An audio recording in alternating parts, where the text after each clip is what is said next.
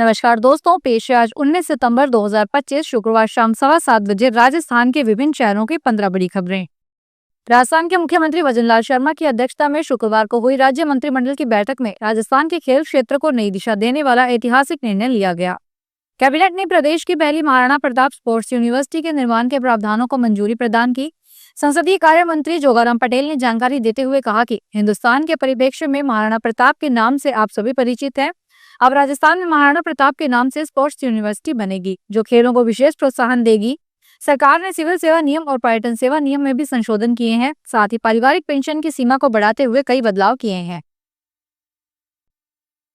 पतंजलि आयुर्वेद ने दिल्ली उच्च न्यायालय में एकल न्यायाधीश के उस आदेश को चुनौती दी है जिसमें डाबर के च्यवनप्राश उत्पाद को कथित रूप से बदनाम करने वाले विज्ञापनों पर रोक लगाई गई थी।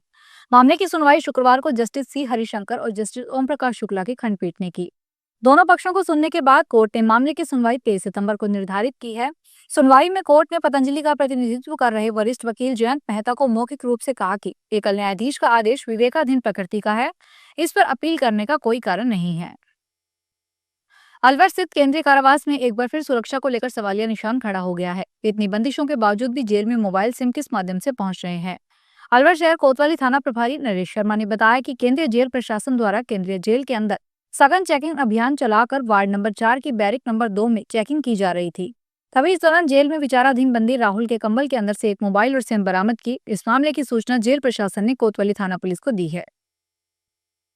टोंक के मालपुरा पुलिस ने एक माह पूर्व करीब 13 लाख रुपए से भरे एटीएम को उखाड़ कर ले जाने के मामले में 4 आरोपियों को गिरफ्तार किया है। उनसे एटीएम मशीन को बरामद किया है। विशेष टीम ने 500 से अधिक सीसीटीवी कैमरे के फुटेज चेक किए। पूछताछ के बाद एटीएम मशीन को रैनी गांव के कुएं से बरामद की है। आरोपी घटना से 1-2 दिन पूर्व कस्बे में लगे एटीएम मशीन की रैकी कर देर रात एटीएम को कार के पीछे रास्ते में बांधकर तोड़कर कच्चे रास्ते से होते हुए ले जाते थे। बॉलीवुड एक्ट्रेस दिशा पटानी के घर के फायरिंग के मामले में पुलिस को बड़ी कामयाबी हाथ लगी है। फायरिंग मामले में पुलिस ने 2 और शूटर्स को पकड़ लिया है। 11 सितंबर को फायरिंग केस में दोनों फरार चल रहे थे। इससे पहले गाजियाबाद में पुलिस के साथ हुए एनकाउंटर में 2 शूटर्स को ढेर कर दिया गया। हिरासत में लिए गए आरोपियों को दिशा पटानी के घर में रैकी करने का भी आरोप है। हिरासत में लिए गए आरोपियों को खुद को नाबालिग बताया है। पुलिस फिलहाल उनकी उम्र की जांच कर रही है। राजस्थान के सीकर जिले के नीमका थाना में आवारा सांडों का आतंक थमने का नाम नहीं ले रहा है। ताजा घटना लक्ष्मी टाकीज रोड के सामने आई, जहां 2 सांडों ने एक दुकानदार पर हमला कर दिया। घटना उस समय हुई जब दुकानदार अपनी दुकान के बाहर झाड़ू लगा रहा था। अचानक तेज गति से 2 सांड उसकी ओर दौड़े और उसे मारने का प्रयास किया। दुकानदार ने सूझबूझ दिखाते हुए दुकान के अंदर भागकर अपनी जान बचाई। यह पूरी घटना वहां लगे सीसीटीवी कैमरे में कैद हो गई, जिसके बाद स्थानीय लोगों ने नगरपालिका प्रशासन के खिलाफ गहरा रोष व्यक्त है। पंजाब में कपूरथला साइबर क्राइम टीम और फगवाड़ा पुलिस ने संयुक्त अभियान चलाकर एक बड़े साइबर फ्रॉड रैकेट को भंडाफोड़ किया है। देर रात पलाही रोड पर स्थित एक होटल में छापेमारी कर पुलिस ने 38 लोगों को गिरफ्तार किया। छापेमारी के दौरान पुलिस ने 40 लैपटॉप, 67 मोबाइल और 10 लाख रुपए नकद बरामद किए। यह रैकेट साइबर ठगी की वारदातों को अंजाम दे रहा था। बूंदी के फलाई पंचायत के गोशड़ा गांव में विद्युत विभाग की लापरवाही से बीते पखवाड़े में पेयजल आपूर्ति ठप पड़ी हुई है। स्थिति यह है कि स्कूल में न तो पोषाहार बन पा रहा है और न ही बच्चों और अध्यापकों के लिए पीने का पानी उपलब्ध हो रहा है। मजबूरन बच्चों को घर से पानी की बोतलें लानी पड़ रही है और फिर 1 किलोमीटर दूर सार्वजनिक टंकी से पानी भरकर लाना पड़ रहा है। हरियाणा में गुरुग्राम के सेक्टर 45 में बीती रात हथियारबंद बदमाशों ने एमएनआर बिल्डिंग के ऑफिस पर ताबड़तोड़ फायरिंग कर दी। लगातार 25 से 30 राउंड गोलियां चलने के बाद पूरे इलाके में दहशत फैल गई। फायरिंग में किसी के घायल होने की सूचना नहीं है, लेकिन ऑफिस की दीवारों और लग्जरी गाड़ियों पर गोलियों के निशान मिले हैं। घटना के बाद सोशल मीडिया पर एक धमकी भरा पोस्ट वायरल हुआ है। इसमें सिंगर राहुल फाजिलपुरिया पर फायरिंग करवाने वाले कुख्यात गैंगस्टर दीपक नांदल ने हमले की जिम्मेदारी ली और दावा किया है कि यह हमला आर्थिक विवाद के चलते किया गया है। उत्तराखंड के चमोली जिले के नंदनगर में 18 सितंबर की रात बादल फटा था। इसके बाद से 14 लोग लापता थे। कुछ लोग मलबे में दब गए। घटना के 16 घंटे बाद एक शख्स को मलबे में जिंदा रेस्क्यू किया गया। यहाँ पर 200 लोग प्रभावित हुए। 35 से ज्यादा मकान क्षतिग्रस्त हैं। देहरादून मंसूरी रोड अभी भी क्षतिग्रस्त है। मंसूरी में मौजूद 2000 के करीब टूरिस्ट सेफ हैं। इधर उत्तर प्रदेश के सोनभद्र रिहंद बांध में इस साल 5वीं बार ओवरफ्लो हुआ। कौशाम्बी में बिजली गिरने से 2 महिलाओं की मौत हो गई। राजस्थान का जोधपुर एक बार फिर विदेशी मेहमानों की शादी का शाही गवाह बना हुआ है।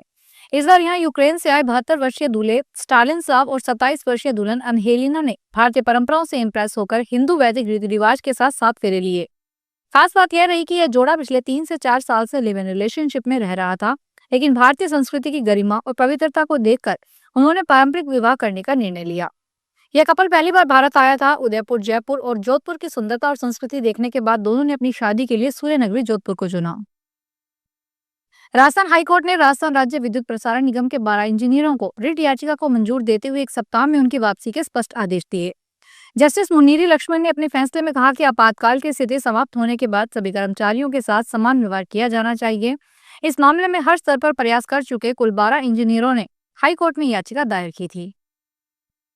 जोधपुर एयरपोर्ट पर आज शुक्रवार दोपहर यात्रियों ने सांसें थाम ली। मुंबई से आ रही जोधपुर इंडिगो फ्लाइट रनवे को छूने वाली थी कि अचानक पायलट ने दोबारा विमान को हवा में उड़ा दिया।